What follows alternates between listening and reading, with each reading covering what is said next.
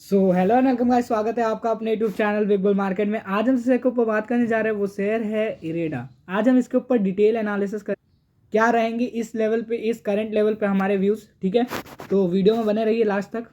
यहाँ पे देखेंगे आप कि 153 का प्राइस चल रहा है। ठीक है, 1.26% की गिरावट है। ठीक है, और आप देखेंगे कि 1.3 करोड़ का वॉल्यूम आया है।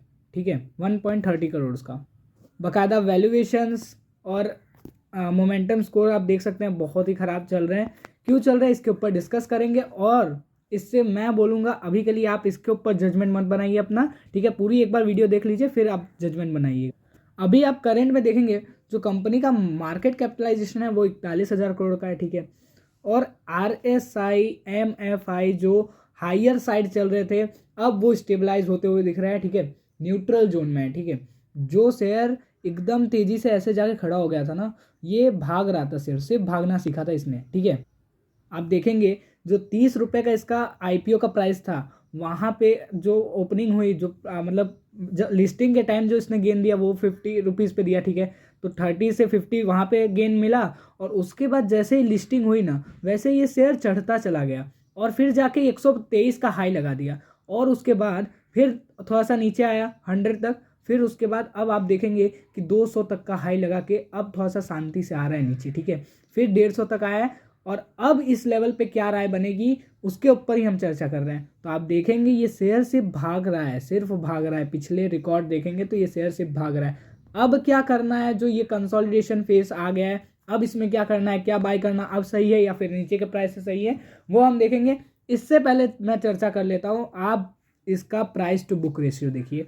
मैंने जो अभी आपको करंटली समझाया कि ये अपने प्राइस टू बुक रेशियो से जो है ना बहुत टाइम से ऊपर चल रहा है। देखिए 30 रुपये का शेयर था और 150 रुपये पे चल रहा है। आप ऐसे ही देखिए 5-6 गुना ऊपर चल रहा है, तो आप देखेंगे कि प्राइस टू बुक रेशियो भी यही बता रहा है। ठीक है, तो महंगा तो चल रहा है शेयर।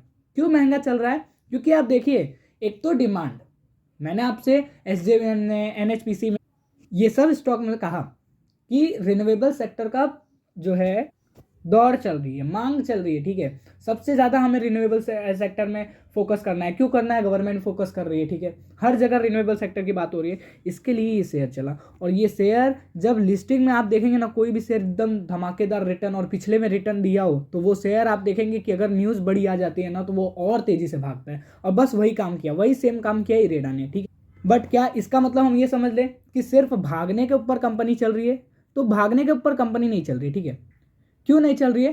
क्योंकि आप देखेंगे ना, प्रॉफिटेबिलिटी भी कंपनी की इंक्रीज हो रही है। जिस सेक्टर में काम कर रही है वो सेक्टर एवरग्रीन है। ये क्या काम करती है? ये कंपनी काम करती है कि रिन्यूएबल सेक्टर में जो कंपनियां काम कर रही हैं, जो सोलर पावर प्लांट बना रही हैं या फिर विंड पावर प्लांट जो भी बना रही हैं, उनको ये फंडिंग क्रिएट करती है। तो मतलब आप समझेंगे इस सेक्टर की ये बैंक हो गई और बाकी सब कंपनियां इसके क्लाइंट हो गई। तो आप देखेंगे कितना एवरग्रीन, क्योंकि आप देखेंगे ये सब कंपनियों को बड़ा बड़ा लोन चाहिए, और बड़े बड़े लोन पे आप इंटरेस्ट भी सोचिए कितना लग रहा होगा। तो वो सब इंटरेस्ट का कमाई किसको हो रहा है? इरेडा को हो रहा है। ठीक है, यही चीज़ की।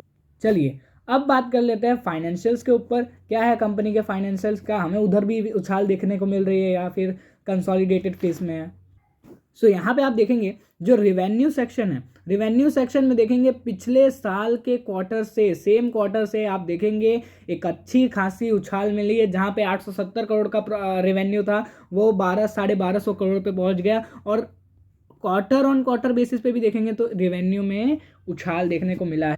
बाकायदा देखेंगे तो एक्सपेंस भी कंपनी का बढ़ा है, ईयर ऑन ईयर बेसिस पे थोड़ा सा कम ही बढ़ा है, लेकिन आप क्वार्टर ऑन क्वार्टर बेसिस पे देखेंगे तो ज़्यादा बढ़ा। और इसी कारण से आप देखेंगे ना, जो ऑपरेटिंग प्रॉफिट है इधर भी आपको देखने को मिलेगा यही सेम चीज़, कि जब उन्होंने जो सितंबर क्वार्टर था, पिछला क्वार्टर, उसमें एक्सपेंस को कम किया, भले ही उनका रेवेन्यू कम था, इनका रेवेन्यू कम था, लेकिन इनका प्रॉफिटेबिलिटी ज़्यादा हो गया। तो वही देखेंगे आप, थोड़ा सा स्लाइटली आपको ज़्यादा दिखेगा इस क्वार्टर से। और जो ईयर ऑन ईयर बेसिस पे आप प्रॉफिट देखेंगे तो एक बड़ा जंप दिख रहा है, अराउंड 40% का जंप दिख रहा है। तो देखेंगे कंपनी ने नंबर्स ठीक ठाक से प्रेजेंट किए हैं, अच्छे प्रेजेंट किए। ठीक है, मैंने क्या बोला, प्रॉफिटेबिलिटी है कंपनी में। और मैं अभी आपको न्यूज़ सेक्शन के ऊपर भी लेके चलूंगा। बकाया EPS देख लीजिए, अर्निंग पर शेयर, पिछले साल के क्वार्टर से आप देखेंगे 0.5 की बढ़ोतरी हुई है, और पिछले क्वार्टर से भी बढ़ोतरी हुई है 0.2% की, तो मतलब अर्निंग पर शेयर भी बढ़ा है। ठीक है, अब चलिए सीधा बात कर लेते हैं न्यूज़ के ऊपर। तो ये न्यूज़ है कि ब्रिकवर्क नाम की कंपनी ने जो ब्रोकर है उन्होंने इरेडा को जो है रेटिंग दी है, स्टेबल की रेटिंग दी है। तो आप देखेंगे ये भी एक कंपनी के लिए गुड न्यूज़ बन जाती है कि न्यूज़ जो आ रही हैं वो भी इसके पक्ष में आ रही हैं। ठीक है, सो चलिए अब टेक्निकल एनालिसिस के ऊपर बात कर लेते हैं। देखिए पहले तो सपोर्ट के ऊपर बात कर लेते हैं। क्या है सपोर्ट? करंट लेवल पे जो सपोर्ट बन रहा है, जो मेन सपोर्ट मुझे दिख रहा है अभी दिख रहा है, ये हो रहा है कि 149 का आप सपोर्ट लेके चलिए। ठीक है, 149 का अभी के लिए जो इमीडिएट सपोर्ट बना हुआ है, जो इस लेवल पे सपोर्ट बना हुआ है वो 149 का है। और आप यहाँ पे ध्यान दीजिए कि ये जो 133 134 का जो लेवल है, ये मैंने क्यों मार्क करके रखा है? ये इसके लिए इंपॉर्टेंट सपोर्ट है। ठीक है, जैसे मैंने आपको रेफेक्स इंडस्ट्रीज के वीडियो में बताया कि 550 उसके लिए एकदम अच्छा सपोर्ट बना है। ठीक है, उसके नीचे स्टॉक नहीं जाना चाहिए, ये वो लेवल है इसके लिए।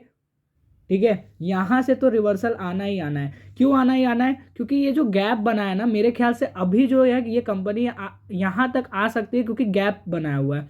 और कंपनी आप देखेंगे ना, जब वो डाउनफॉल में बनी रहती है तो जो गैप उसने छोड़ा होता है उसको फिल करती है एंड देन उसका मोटिव रहता है फिर ऊपर जाने का। ठीक है, तो ये एक चीज़ याद रखिए यहाँ पे। और अगर 150 को ब्रेक नहीं करती, 149 को ब्रेक नहीं करती, तो यहाँ से आप देखेंगे ना फिर से रिवर्सल आ जाएगा। और जैसे देखिए पहले इसने किया ब्रेक लेकिन सस्टेन नहीं कर पाया और ऊपर चला गया। तो बस वही चीज़ समझिए कि ये जो लेवल है ना 149 का, वो आप एक इंपॉर्टेंट लेवल लेके चल सकते हैं। बाकायदा ये वाला लेवल 130 का लेवल एकदम इंपॉर्टेंट है इस शेयर के लिए। ठीक, अब बात कर लेते हैं बाय करना क्या सही है। तो मैं बोलूँगा कि जो क्वांटिटीज़ आपको ऐड करनी है ना, वो आप अगर नए हैं, ठीक है, अगर आपने कुछ भी नहीं खरीदा है, ठीक है, एग्जिट कर लिया ऊपर के भाव से, ठीक है, 200 के भाव से, तो यहाँ पे आप देखेंगे ना कि इस भाव पे आप 5-10% की एंट्री बना सकते हैं। ठीक है, अपने कैपिटल, जो इसमें कैपिटल आप इंट्रोड्यूस करने वाले थे उस कैपिटल से 5-10% का एंट्री धीरे धीरे बनाना चालू करेंट प्राइस पे। और इस प्राइस तक आपको एक मेन अमाउंट डालना है। ठीक है, यहाँ पे आपको मेन अमाउंट डालना है। और अगर इसके बाद 5-10% की गिरावट, ठीक है, वो होती है तो यहाँ पे आपकी SIP रहनी चाहिए और ख़रीदारी जारी रहनी चाहिए। ठीक है, स्टॉक बेहद अच्छा है। ठीक है, जिस सेक्टर में काम कर रहा है उस सेक्टर में कोई भी नहीं है। ठीक है, फाइनेंस करती है रिन्यूएबल सेक्टर को, तो नाम है कंपनी का बाकायदा। अब बात कर लेता हूँ वैल्यूएशन के ऊपर। सबसे पहले वैल्यूएशंस में आपको डाउट होगा कि वैल्यूएशंस इतनी खराब है, मोमेंटम स्कोर इतना खराब है। देखिए जब स्टॉक 220 पे चला गया था ना, तो वहाँ पे इसकी वैल्यूएशन जो मोमेंटम स्कोर था वो 82 था, तो मोमेंटम स्कोर में तो इसकी कमी नहीं थी। अब जाके जब स्टॉक 200 से सीधा नीचे उतरा है 150 पे, तो आप देखेंगे मोमेंटम स्कोर जो खराब होना वो लाजमी है। और बाकायदा अगर वैल्यूएशंस की बात कर लो तो आप देखेंगे 30 का शेयर अगर 150-200 पे मिल रहा है तो वो आपके लिए, देखिए बुक वैल्यू में मैंने बात की थी कि स्टॉक अपने बुक वैल्यू से बहुत ऊपर चल रहा है, तो इसके लिए आप देखेंगे शेयर की प्राइस और इनके जो फाइनेंशियल्स के साथ तालमेल नहीं हो पा रहा है। तो एक बार वो बनना चालू हो जाए फिर देखिए स्टॉक स्टेबल हो जाएगा। ठीक है, और भागना तो इधर से भी तय है। क्यों तय है? क्योंकि कंपनी का आगे प्लान भी उतना बड़ा। अब चलिए सीधा बात कर लेते हैं क्या है लेवल्स, टारगेट्स क्या रहेंगे। तो सबसे पहला जो टारगेट रहेगा वो रहेगा 184 का, एंड देन सीधा 214 का जो इसका 52 वीक हाई है वहाँ तक जाता हुआ दिखेगा। ये दो लेवल्स को याद रखिए। ठीक है, और अगर 214 अगर अगले क्वार्टर या फिर 6 महीने के अंदर ब्रेक हो जाता है तो आप देखेंगे 250 तक के भी लेवल देखने को मिल सकते हैं। और जो एनालिसिस्ट का जो टारगेट है इस स्टॉक के लिए वो आप देखेंगे ना 220 से 240 तक के टारगेट उन्होंने दिए हुए हैं। तो आप समझिए कि स्टॉक में दम है और आपको एंट्री बनानी है तो आप बना सकते हैं। ठीक है, आप देखिए छोटी छोटी क्वांटिटीज़ में ऐड कर सकते हैं क्वांटिटी को, और जो 132 133 134 का लेवल मैंने दिया वहाँ पे आप एक बड़ी क्वांटिटी ऐड कीजिएगा। ठीक है, चलिए मिलते हैं अगली वीडियो में, तब तक के लिए लाइक शेयर सब्सक्राइब करिए channel. Thank you, bye bye.